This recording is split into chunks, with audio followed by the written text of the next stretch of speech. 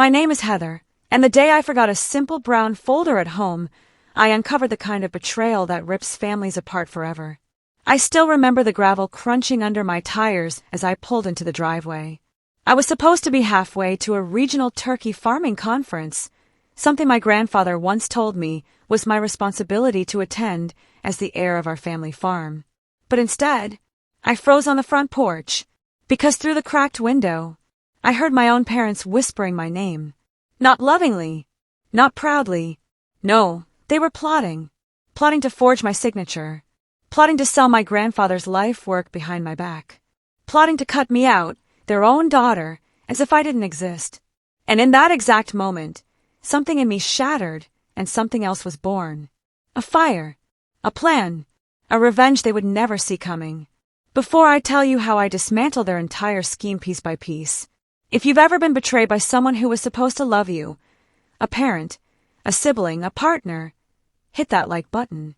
Subscribe if you believe in karma, justice, and giving greedy people exactly what they deserve. Because this is the kind of revenge story you'll remember long after the video ends. Sometimes I wonder how different my life would be if I hadn't forgotten that stupid brown folder on my kitchen counter. It wasn't even important, just some notes for the regional agriculture conference. I was halfway down Old Mill Road when my stomach dropped and I muttered, "Damn it, Heather, seriously?"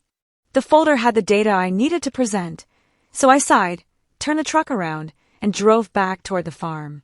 The Kane family farm, specifically our turkey farm in Butterball, North Carolina, wasn't just a business. It was the heartbeat of our family. Acres of open land, the smell of pine trees, the wooden barns my grandfather built with his bare hands. It was the place where he taught me how to walk, how to work, and how to keep my word. He used to say, "The farm will always belong to the one who respects it, not the one who wants to profit from it." I didn't know then that his words were about to become my shield and my sword. When I pulled into the gravel driveway, everything seemed normal, except for one thing. Both my parents' cars were home. They were supposed to be in town meeting a realtor about something, unrelated to the farm, or so they claimed. And Lana, my older brother, the golden child, was supposedly out running errands. But all three cars were right there. At first, I didn't think much of it, but then, as I walked up the porch steps, I heard something. My name. Soft. Whispered. Urgent. I stopped walking. My hand hovered over the doorknob, and my heart started thumping, so loudly I could feel it in my throat. I leaned slightly toward the window, not enough to be seen, but just enough to hear. Mom's voice, strained and sharp. "Quinn, she can't know. If Heather finds out before the paperwork goes through, the sale will be delayed." "Sale? What sale?" I frowned, pressing closer to the wooden frame. Dad hissed back. "We already have the buyer, Sienna. The offer is too good. It's now or never." My breath hitched. What were they selling? Then Lana's voice, arrogant, dismissive, like always, cut through the tension. "Just forge her signature. She hardly checks her email. She won't notice until it's done." Forge. My signature. Every muscle in my body tightened at once. My fingers trembled on the door handle. A cold wave rushed through me, the kind of cold you feel in your bones, like death brushing your skin. Mom responded with a nervous whisper. "If we do this, Heather loses everything. You know that, right? Everything. The farm, the legacy my grandfather left to me." Dad's voice dropped lower, colder. "Good. She doesn't deserve it anyway. She's too soft. She'll never run it properly. We need this money far more than she needs the land." My throat tightened, so painfully it was hard to breathe. Too soft? Didn't deserve it? I had given my entire life to this farm. Early mornings, late nights, broken boots, sunburned shoulders. I learned how to manage the flock, balance the books, expand operations, all because I loved this place more than anything. But apparently love didn't count. Only money did. Only profit did. Only greed did. My hands shook as I slowly stepped back from the window. My legs felt weak, but anger, hot, electric, burning, surged beneath my skin. My jaw clenched so tight I thought my teeth might crack. I wanted to storm in, to scream, to demand how they could betray me like this. But something inside me, something that felt ancient and cold, whispered, Not yet.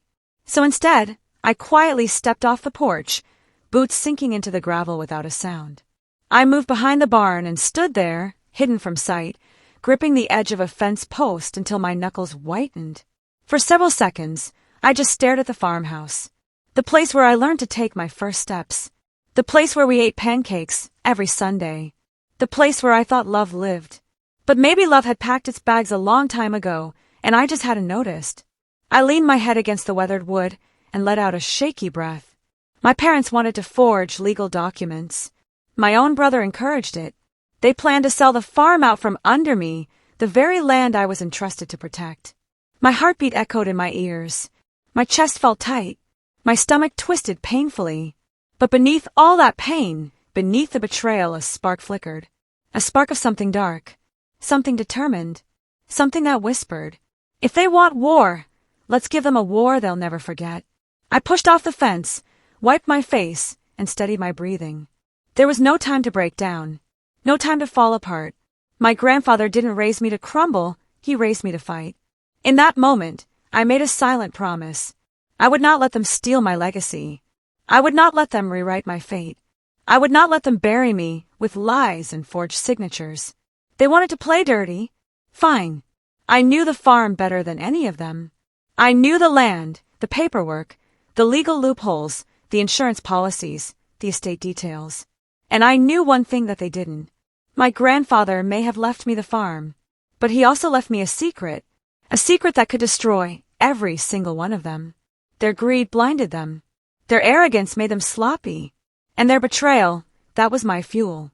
As I walked back to my truck, gripping the steering wheel so tight my hands ached, I whispered to myself, "You chose the wrong daughter." And the war officially began. I didn't go to the conference that day. I didn't even grab the forgotten folder. I drove straight to the old equipment shed, the one everyone ignored because it looked like it would collapse if a bird sneezed near it. But inside that shed was something no one else in my family knew existed. My grandfather's lockbox. The day before he died, he'd taken my hand with a grip, so tight it still haunts me. His voice was soft, but his eyes were sharp. "Heather, people change when money's involved. Protect what matters. And if you ever doubt anyone, even family, go to the shed." Back then, I didn't understand. Now, I did. I kneeled beside the worn-out metal chest hidden behind stacked feed bags. The lock was rusted, but the key he'd given me years ago still fit perfectly. It clicked open. Inside were three things: a thick envelope sealed with wax, a USB drive, and a handwritten letter addressed to me. My hands trembled as I unfolded the letter. "If you're reading this, they've turned on you." My breath hitched. "This farm belongs to the heir who honors it, you. But I've learned your parents and brother value profit more than legacy." A sharp sting shot through my chest. "I updated the will weeks ago. The farm cannot be sold without your notarized signature. Not a forged one, yours." My pulse quickened. And the USB contains recorded conversations they don't know I captured. Proof of their intent to take what isn't theirs. Use it only if you must. I sat back on my heels. My entire body buzzed. Anger, heartbreak, and something that tasted like justice. He knew. He saw their greed years before I did. And he trusted me to defend everything he built. My shoulders squared for the first time in hours. I placed the letter inside my jacket and picked up the USB drive, feeling its weight. Tiny, but powerful enough to end careers, reputations, marriages. I walked out of the shed with a new purpose. This wasn't just family drama anymore. This was war, and I had ammunition. When I got back to the house later that evening, they were all sitting in the living room, pretending to be normal. My mom smiled too widely. My dad looked at me with tight, calculating eyes. Lana smirked like he knew something I didn't. But I knew everything, and I wasn't stupid enough to confront them yet. Instead, I smiled sweetly, the kind of smile that hides a blade. "Long day?" Dad asked. "Oh yeah," I said. "Very educational." He didn't notice how my fingers curled into my palm behind my back. Because while they were finalizing forged documents and plotting the sale, I was planning something far more dangerous.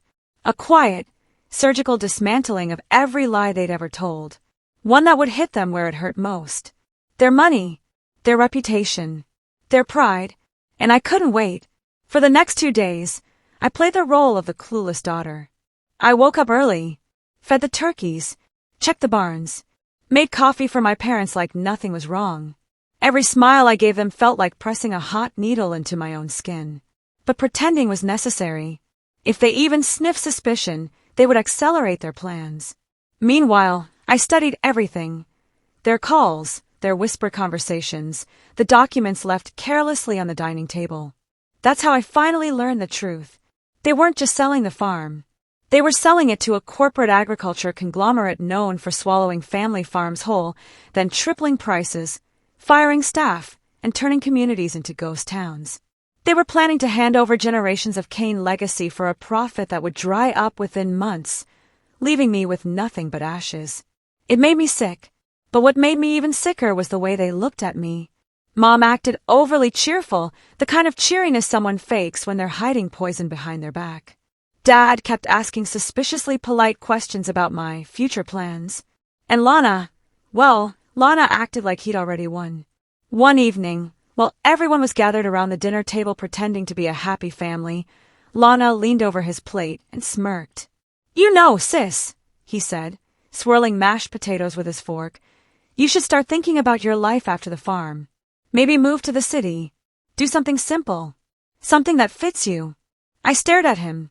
A faint tremor ran down my spine, not from fear, but from the sheer effort it took not to slam his head into his own plate. Instead, I asked casually, "Oh, why would I do that?" He grinned. "Because this place is temporary." Dad shot him a sharp look. Mom stiffened. They thought I didn't notice, but I noticed everything. I took a slow bite of my dinner, looked each of them in the eye, and said in a calm, steady voice, "Well, thankfully, I know exactly where I belong." They didn't know the double meaning. They didn't know I had my grandfather's will. They didn't know I had evidence on that USB that could tear their plans apart. They had no idea I was silently sharpening my blade. Later that night, when the house was quiet, I stepped onto the porch and called the only person I trusted, Grandpa's old attorney, Mr. Whitmore. The moment he answered, his tone shifted. "Heather, I've been expecting your call." "Expecting?" My heart thudded. "Your grandfather warned me something like this might happen," Whitmore continued. "Come to the office tomorrow. Bring the lockbox if you found it." I exhaled shakily. So Grandpa had planned everything. Tomorrow, the war would officially shift into my control. Because once Whitmore confirmed the legal documents, once he checked the recordings, once he verified their forged contracts, I would have everything I needed. The power, the paperwork, the truth. And I would use it to crush their entire scheme, quietly, perfectly, brutally. They wanted to betray me? Good. I would make sure their betrayal cost them everything. Mr. Whitmore's law office wasn't fancy, just an old brick building with dusty blinds and the smell of coffee that had been reheated one too many times. But the moment I walked through the door with my grandfather's lockbox tucked under my arm, everything inside me changed. This wasn't just about family anymore. This was about justice. Whitmore looked up from his desk, eyes softening when he saw me. "Heather," he said gently, "let's see what he left for you." I placed the lockbox on the table, opened it, and handed him the will first. He adjusted his glasses, scanned the document, then let out a slow breath. "He updated it only 3 months before he died," Whitmore murmured. "And this change is ironclad. The farm belongs solely to you. Legally, nothing can happen without your explicit notarized approval."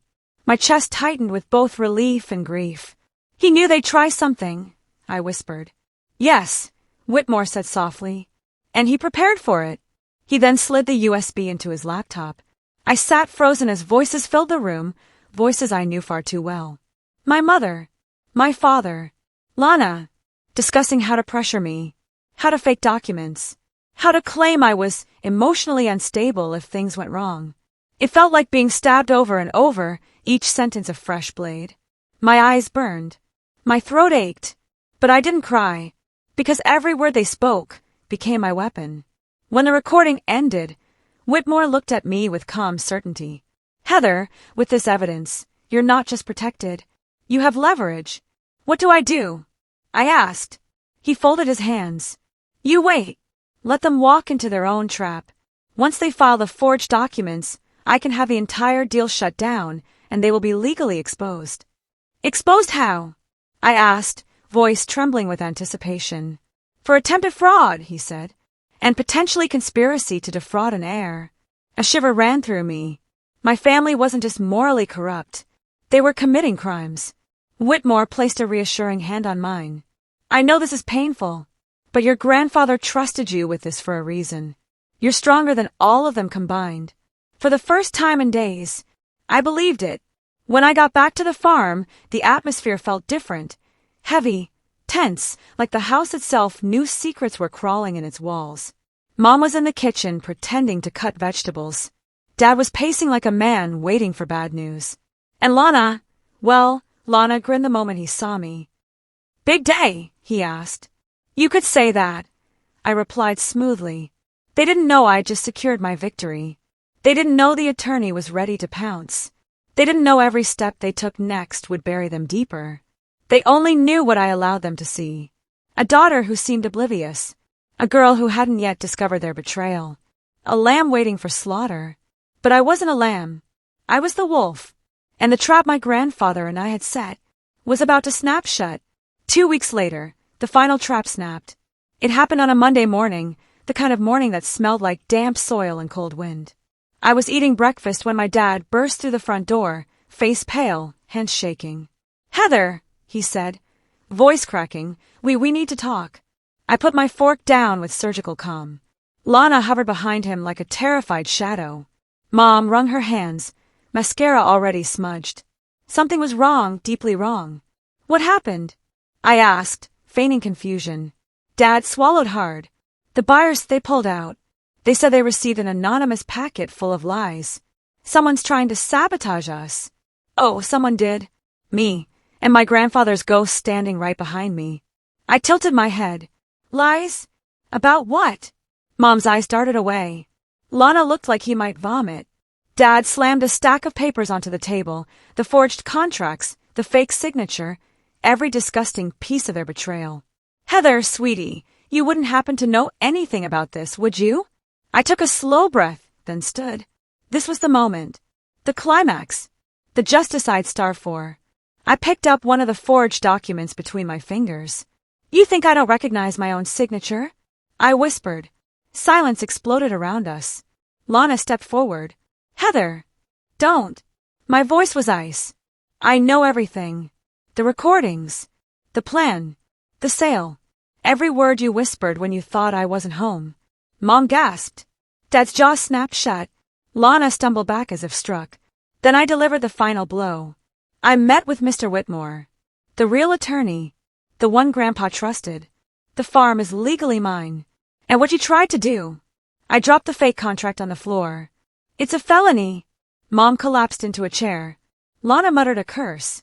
Dad looked at me like he was seeing a stranger. We're your family, Mom whispered desperately. You were, I corrected. Dad stepped closer. Heather, we can fix this. No, I said sharply. You chose greed over blood. You chose money over legacy. And now, I pulled out the formal legal notice from my pocket.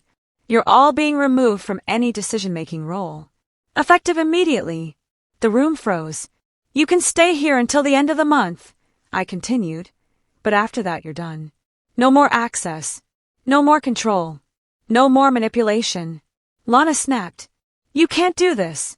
I already have. I turned away as their world collapsed. Quietly, legally, beautifully. They thought betrayal would break me. Instead, it rebuilt me. The farm wasn't just saved. It was reborn. Under my control, under my protection, under the legacy my grandfather trusted me with. And for the first time in years, I felt free. Sometimes the people who share your DNA are the ones who betray you first. And sometimes the quietest revenge, the kind delivered through truth and patience, hits the hardest. My family tried to sell my legacy for a quick payday. But justice has a way of circling back. And karma always collects what it's owed. If this story gave you chills, smash that like button. Tell me in the comments, what's the worst betrayal you've ever seen? And did justice ever find its way back? And of course, subscribe for more emotionally charged revenge stories every single week.